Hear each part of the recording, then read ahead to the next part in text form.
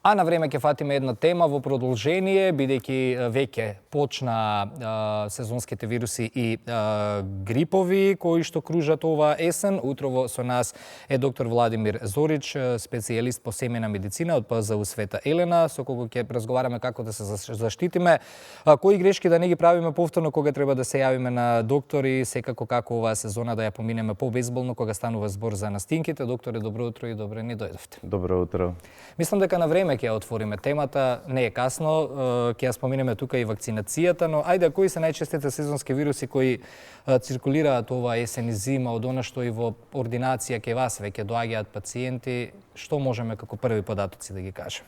Па најчести сезонски вируси и оваа и секоја сезона се најчесто риновирусите, тоа се вируси кои што ја предизвикуваат обичната настинка и тие се во моментов што најчесто кружат во нашите амбуланти, а сепак секако после ковид пандемијата има и ковид вируси кои што се пропратени низ оваа симптоматологија. Да. За сега немаме инфлуенца, грип, меѓутоа го очекуваме. Так. Како да ги разликуваме симптомите на обична настинка од грип? Обично тука грешки правиме секогаш. Така, симптомите кај грип се поинтензивни, појаки и се пропратени со главоболка и висока треска, која што обично е ретко кај обичната настинка и често симптомите на грип знаат да бидат и на долните респираторни патишта, односно да зафатат бели дробови и да се развие пневмонија. Так. Сакам да ја споменеме вакцинацијата. Годинава имаше убави вести кога стануваше збор за заинтересираноста за вакцина. Кога е вистинско време за вакцинација против сезонски грип и дали според вас треба да се вакцинираат само ризичните групи или секој кој што има можност треба да го направи тоа и зошто? По овој период сега е баш токму точно време да се изврши вакцинацијата за сезонски грип, затоа што после вакцинација од прилика 2 недели е потребно да дојде да се создаде имунитет за заштита од инфлуенца, од грипот. Инаку треба да се заштитат голем број на пациенти, голема група на пациенти. Најчесто и најризични се пациентите кои што се постари од 65 години и оние кои што имаат хронични болести и малигни заболувања. Меѓутоа се препорачува да се вакцинираат и деца до 5 годишна возраст, кои што се исто така под голем ризик. Генерално може секој да си обезбеди вакцина кој што чувствува дека има потреба да земе вакцина, така да препорачувам да се вакцинираат поголем број на луѓе, не само ризични групи, него сите оние кои што се осеќаат засегнати. Имаме ли навика околу вакцинацијата ако ги иземеме ризичните групи на страна, бидејќи тие си разговараат и со своите матични доктори, добиваат совет да се вакцинираат? Каква е свеста кај останатите луѓе? По моите созданија и по искуството во нашата амбуланта, се повеќе пациенти се вакцинираат за грип.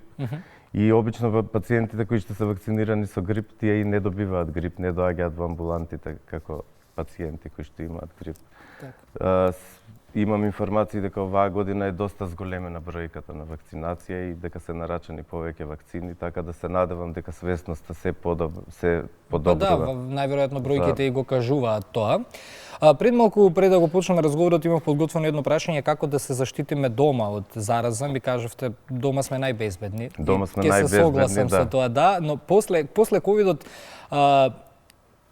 станаа популарни маските, нешто што претходно или дезинфицирање на раце, нешто што претходно не беше толку тренд да се гласно зборува и некако не го користевме тоа како заштита од пренос на вируси. Колку треба да ни останат маските, хигиената на раце секојдневие за да ни помогнат да се заштитиме од овие зарази кои циркулираат? Треба ли оваа навика од ковидот да продолжиме да ја негуваме па и при посета на доктор? Маската е една од најдобрите заштита од грип и од други вируси. И мене ме радува фактот што пациентите и сите луѓе веќе свесноста за носење маски е многу голема и различна е после пандемијата со ковид.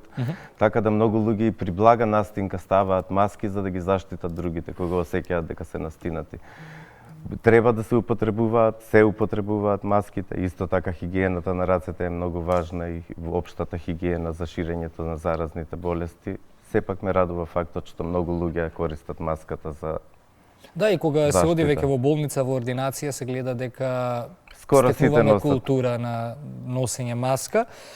Кои симптоми се аларм за веднаш да се јавиме кај матичен лекар? Каде да знаеме каде е границата од домашно лекување со витамини и храна? Генерално, овие респираторни инфекции, настинки се лекуваат дома, во домашни услови, со чаеви, со саплементи, зимање витамини и така натаму.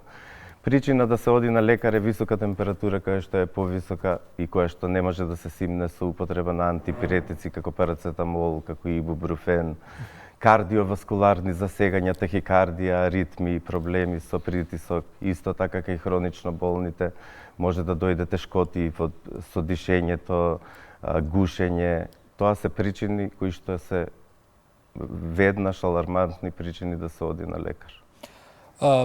Деца, стари лица, поризични групи, некако дечињата поради градинките, поради училиштата, што тука би ги советувале, ајде кога зборуваме за децата, што би ги советувале родителите, а во другиот случај што би ги советувале старите лица? Старите лица некако имаат поголема свесност за доктор, дури некогаш одат и повеќе од што треба, кога имаме сезона на вируси и настинки, ние нели колку и да го констатираме тоа, сепак навиката да се посети доктор е најверојатно добра и добро е што си ја негуваат, туку што не преземаат нешто на своја рака да се лечат. Но ете, кои ќе бидат вашите совети до родителите и до постарите лица за оваа сезона?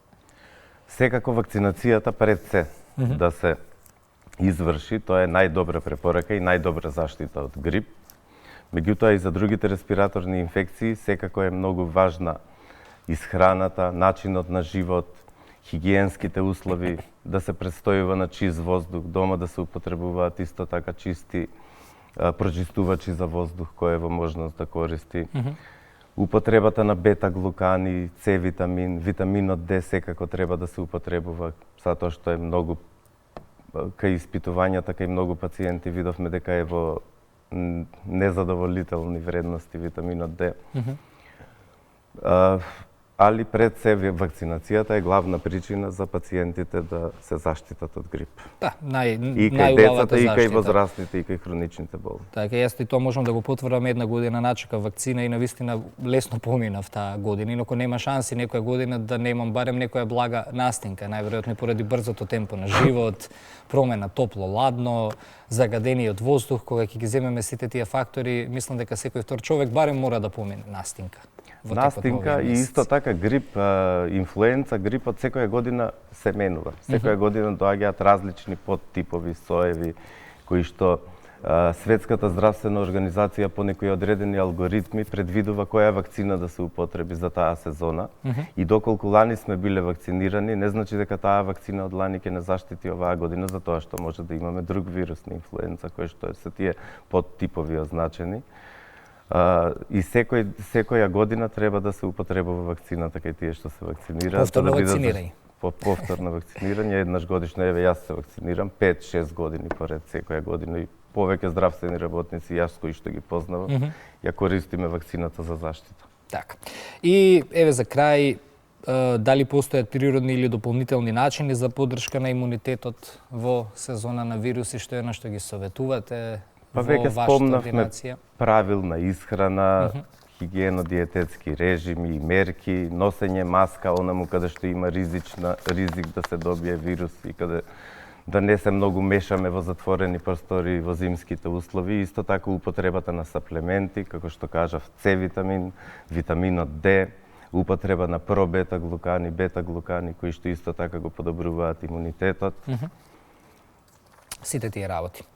Ви благодарам многу за гостувањето во Македонија на утро. Денес понеделник, нов ден, нови обврски. Предпоставам втора смена на работа, така? Прва. Сега ќе одам на работа. Па добро, стасувате во 8 часот. Така. Ви благодарам многу за гостувањето во Македонија на утро и за овие совети како да препознаеме, како да се заштитиме и кога е време да побараме лекарска помош во пресред на настинките и вирусите кои што не демнат. Неизбежни се оваа сезона. Благодарам Ване и поздрав до твоите гледачи. Благодарам уште еднаш, а во продолжение музика и дел од програмската понуда на јавниот сервис.